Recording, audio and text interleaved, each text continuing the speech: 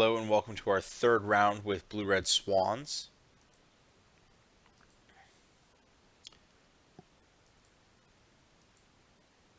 That hand was not getting anywhere. Nice Skred with your Steam Vents. This hand's fine.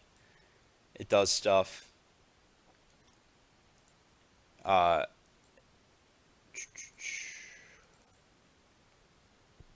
and our opponent kind of ruins our day here. Because this hand does actually nothing against that. Keeps Skred on top for the other kind of early interaction. Leave up Stubborn Denial to hope to peg like a Cathartic Reunion and slow our opponent down a bit. Taking down a Faithless Looting's fine.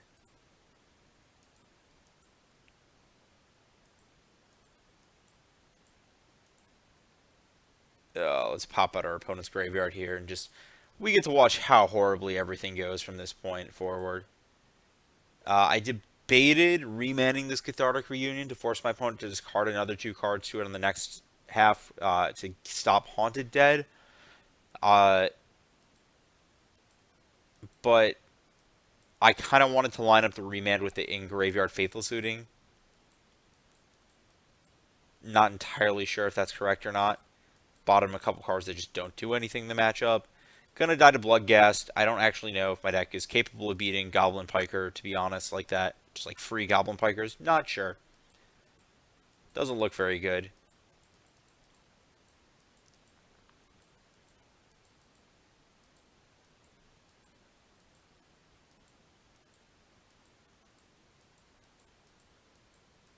And so I actually end up making a very interesting, subtle mistake. Well, first of all, my opponent makes a subtle mistake here, I think. I think they're supposed to... I guess they don't have to...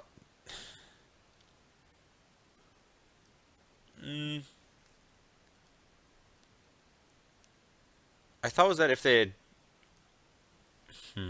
I could just let it resolve. It's not a mistake. I'm just so used to the main phase thing. I think that here... Let me see. So my line to winning this game is drawing an Anger of the Gods. So I thought there was a mistake here with Haunted Dead on the end step, but I think that's okay. I make a mistake here because I should...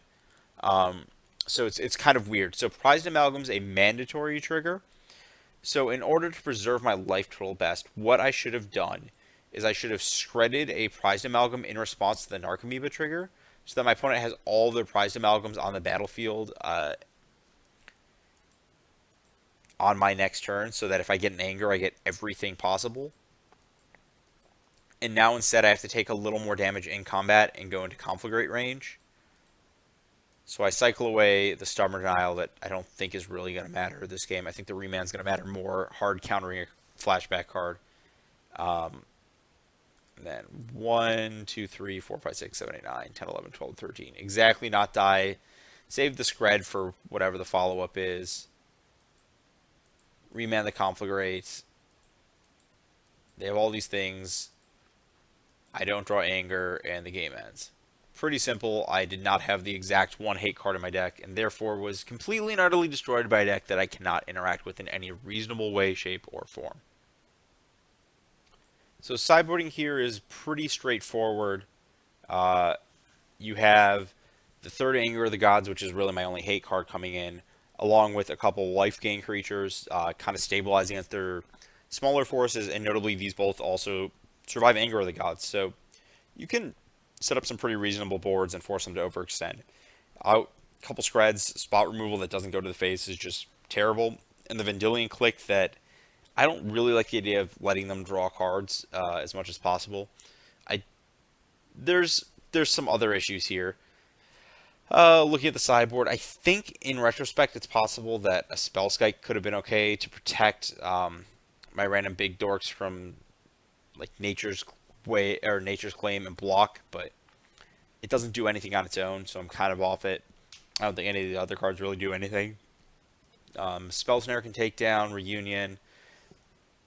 And I guess I do want a couple Skreds to kind of manage stuff as the game goes on. You know, if I get into a spot where I'm attacking with Swans and Racing, I can pick off Narcomoebas or Stinkweed Imps. I don't think it's the end of the world, but That versus the Click. Click also just trades with Narcomoeba, and that's just bad. That's just very bad. Okay, welcome to game 2 against Dredge. Oh, look, there's an Anger of the Gods in my hand. I might just win this game.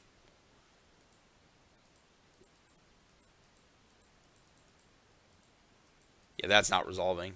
That's not taking my best card. Double Anger is pretty sweet. There's a Skred now on the bottom of my library. That's also really sweet. My opponent starts dredging up some nonsense. And they are going to make a smart play here. Not this turn, but soon, I believe. So them taking the Disrupting Shoal is interesting. It's not this turn. There's a later turn where they opt not to return Bloodghast because they have a fetch land up. I think that this spot is one where they should have done that to prevent me from just like main fate. I guess they're using the mana to Thoughtseize, but I don't actually know if they needed to Thoughtseize that turn or not. But that's a bit more of a debate. But they could not expose these to Anger. But fortunately for them, I don't think I can win if I spend the resources like that. I think I need to Anger more, or just get more time out of the Anger. So I'm playing that tapped. I put Island and then Cryptic. Next turn I'm going to Serum Visions and spew an Anger. And by the time aspect of saving the Anger for a turn is, I'm paying 2 life last turn if I want to Anger versus taking 4 if I do this. So that doesn't really get me like a full turn of attacks. And it also saves me from potentially like a turn of dredging and a turn of an established board. If they just like fire, I want to get the Worm Coil on the battlefield somewhere in the midst of all this. I don't want to be like, Worm Coil into an already established dredge board. And at this point, all I just want is lands. You get Golgari Charmed, whatever. That's fine. That's why we have a backup Anger.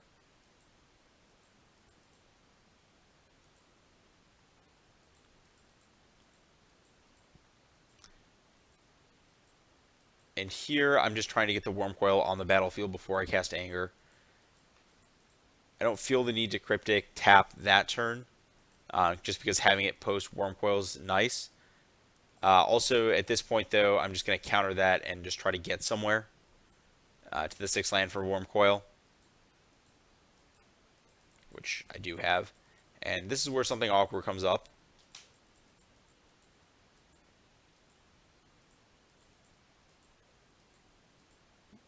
First of all, my opponent, they get me after blocking because these creatures can block those, so they get a free 2 damage. But the awkward thing is now that I'm stuck under Anger of the Gods, effectively with these worms. And at this point, I decide my opponent's life total is low enough that I can just kind of clock in. Except for the fact that I kind of realized that there's a slight issue here with Conflagrate versus Swans, where my opponent just gets to like dredge their whole deck. I can't imagine that ends well. This is just another spot where Swans is just a huge liability. But fortunately, we have the remand up to stop that kind of nonsense.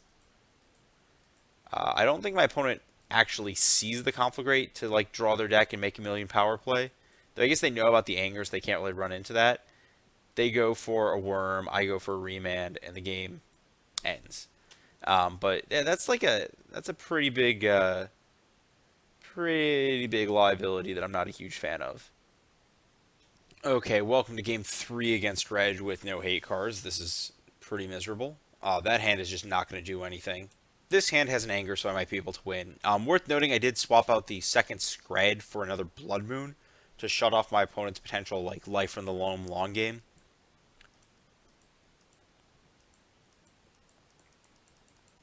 I think it's possible I actually wanted more Blood Moons in retrospect.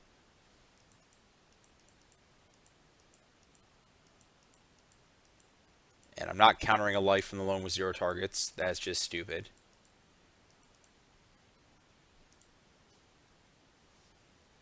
And I think I want to use Spell Snare here to slow my opponent down and save Remand for a later flashback card. But I'm not 100% sure.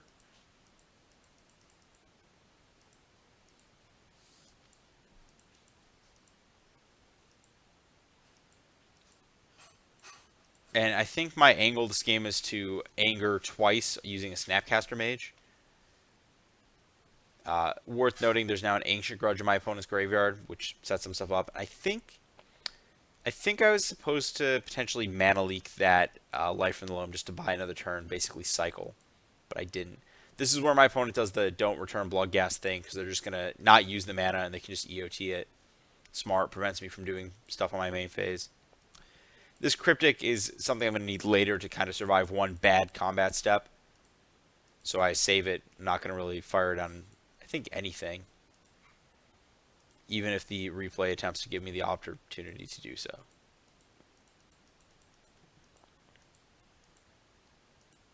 Notice my opponent is playing it really smart and really safe here. So I keep the snap. They aren't returning the Bloodghast until they get a bunch of value out of it. I don't want to fire the Anger just to kill 2 Bloodghasts. I want to actually get the Amalgam alongside this. I think I can survive this one hit.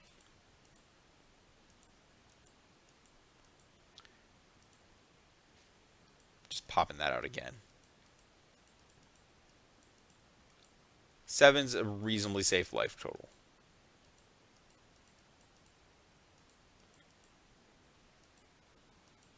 Draw the snap that I know about. Now I can fire this Anger pretty safely. Also, I can counter a potential Golgari Charm, or really just any follow-up. However, my opponent's hit a Golgari Grave Troll that's going to give me some trouble in the very long game. I'll eventually fight through Stinkweed Imp. I'm not concerned in the short term about that card. It'll peck away over a couple turns, and I got to find something. So this is going to force my hand on the second Anger, is my opponent getting a million power. And I really, really need the 7th land here.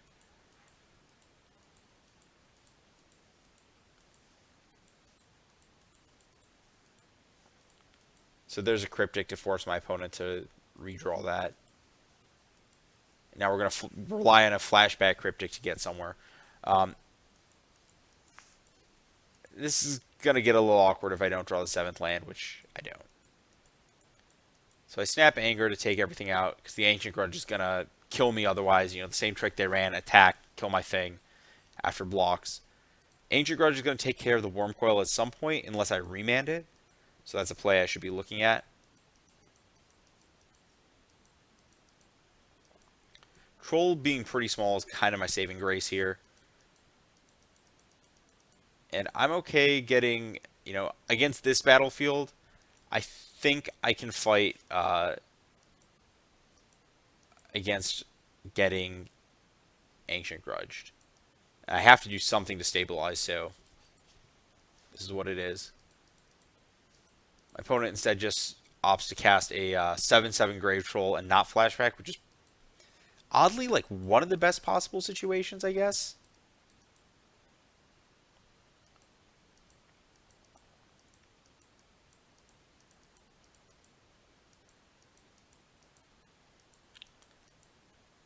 And this combat step is going to get a little weird. The fact that there's a Dark Blast floating around is that next turn. So I have to counter that with Negate, obviously.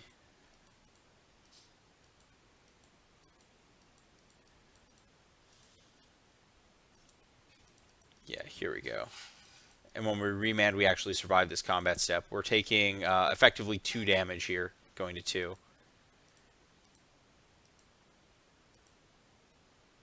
Or sorry, Leak. I keep the remand because it can counter a Conflagrate Hardcast later, whereas the Leak forces a bunch of cracks, it fetches, and weird stuff. My opponent opts not to regenerate, which is interesting. I think if they kept the 6/6, this game might have been kind of not close.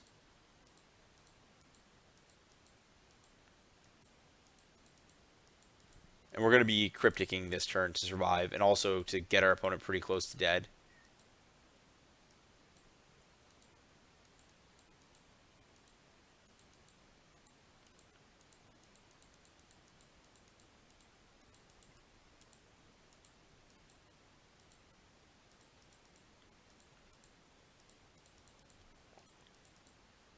So there's the Dark Blast that's going to cause problems on getting to lethal here.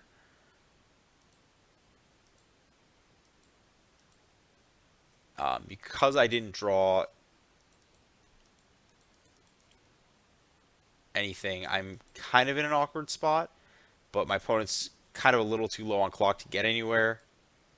I still survived this attack, and rather than save the remand, I cycled through the snap to see if I could find a lethal spell. But because I had the snap for anything, I'm okay.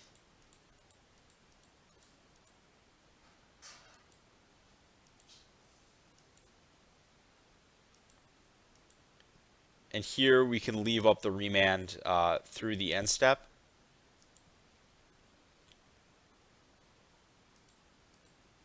So that I can make blocks to survive, or I can make blocks and have a lethal attacker on the way back. I miss remanding this Loam, which gets a little funky. There's like a sequence of exact cards that I can hit on the way back here. So my opponent ends up timing out. I spent a lot of time thinking about what happens if they aren't going to time out. So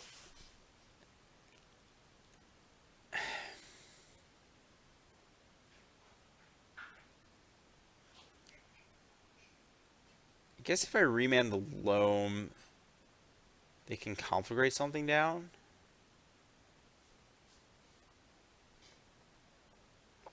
Yeah, I forgot about conflagrate in their graveyard, so I can't remand the Loam, which is the issue at the time. But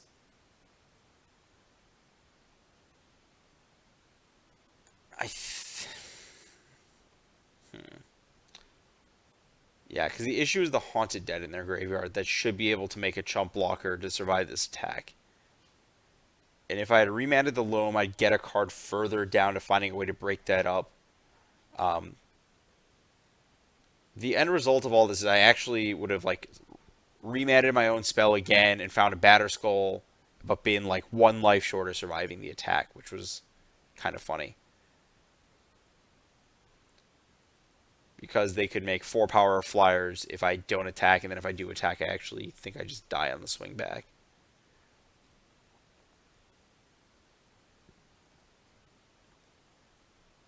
However, my opponent timed out, and I somehow beat Dredge with no hate cards, which is kind of just weird.